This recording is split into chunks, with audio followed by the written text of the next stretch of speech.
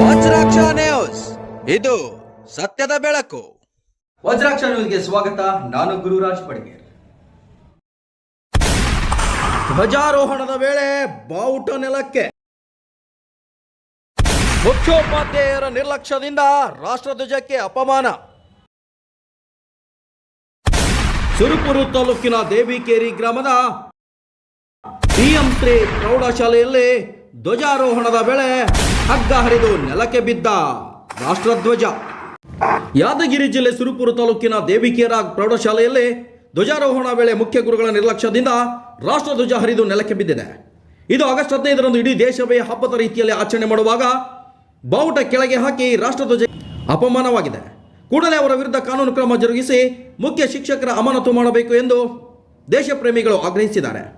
ರಾಷ್ಟ್ರಧ್ವಜಾರೋಹಣ ಮಾಡುವಾಗ ಗರಿಷ್ಠ ಜಾಗೃತಿ ವಹಿಸುವುದು ಪ್ರತಿಯೊಬ್ಬರ ಕರ್ತವ್ಯ. ಆದರೆ ದೇವಿಕೇರ ಶಾಲೆಯಲ್ಲಿ ಹಗ್ಗ ಸರಿಯಾಗಿ ಬರದೇ ಇದ್ದಾಗ ಮುಖ್ಯ ಶಿಕ್ಷಕರು ಬಲವಾಗಿ ಎಳೆದ ಪರಿಣಾಮ ಹಗ್ಗ ಹರಿದು ಧ್ವಜ ನೆಲಕ್ಕೆ ಬಿದ್ದಿದೆ ಎನ್ನಲಾಗಿದೆ. ಈ ದೃಶ್ಯ ಕ್ಯಾಮೆರಾದಲ್ಲಿ ಸೆರೆಯಾಗಿದ್ದು ಸಾರ್ವಜನಿಕ ವಲಯದಲ್ಲಿ ತೀವ್ರ ಆಕ್ರೋಶ ವ್ಯಕ್ತವಾಗಿದೆ. Vajraksha news report, Shravan Kumar, Surapur.